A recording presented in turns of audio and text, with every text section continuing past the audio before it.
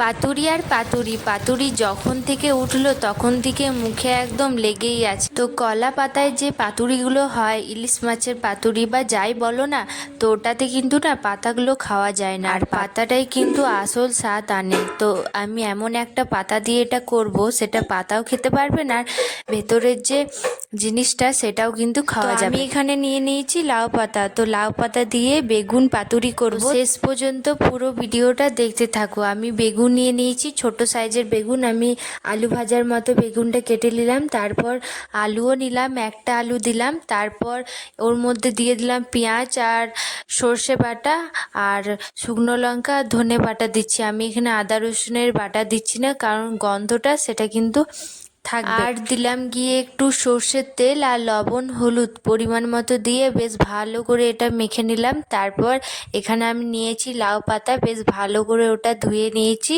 আর লাউ পাতাতে কিন্তু অনেকই ধুলো লাগা থাকে, তো ওটা বেশ ভালো করে আপনারা গরম জলে পরিষ্কার করে এটা ধুয়ে নেবেন।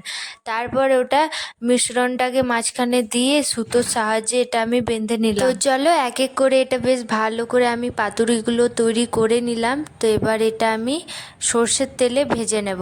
এখানে আমি সর্ষের তেল দিয়ে দিলাম, তারপর একটা একটা করে পাতুরিগুলো দিয়ে এটা ঢাকা দিয়ে দিয়ে কম আঁচে এটা কিন্তু ভাজবো, যাতে ভেতরে আলুগুলো আছে সেটা কিন্তু সেদ্ধ হয়ে যায়। এবার ওপর থেকে একটু লবণ ছড়িয়ে দেবো, ব্যাস। এটাকে আমি ঢাকা দিয়ে দিয়ে কম আঁচে ভালো করে এটা সেদ্ধ করে নেব। তো এতক্ষণ ধরে আপনারা যা দেখলেন তাই আমি বলছি, আপনাদেরকে কেমন লাগছে এই ভিডিওগুলো দেখতে অবশ্যই আমাকে কমেন্ট করে জানাও। আমি এরকম ভালো ভালো রেসিপি নিয়ে তুলে ধরবো। আমার একটু ইচ্ছা আছে যে কলা পাতায় পাতুরি করার, তো অবশ্যই আমি ও ভিডিওটা আপনাদের কাছে তুলে ধরবো। দেখবো যে ভালো হয় কি না, সত্যিটাই বলবো। যদি ভালো হয়ে থাকে তাহলে ভালো বলবো, আর খারাপ হয়ে থাকে তাহলে খারাপ বলবো। এবার যা আছে সব আমি এক এক করে ভেজে নেব।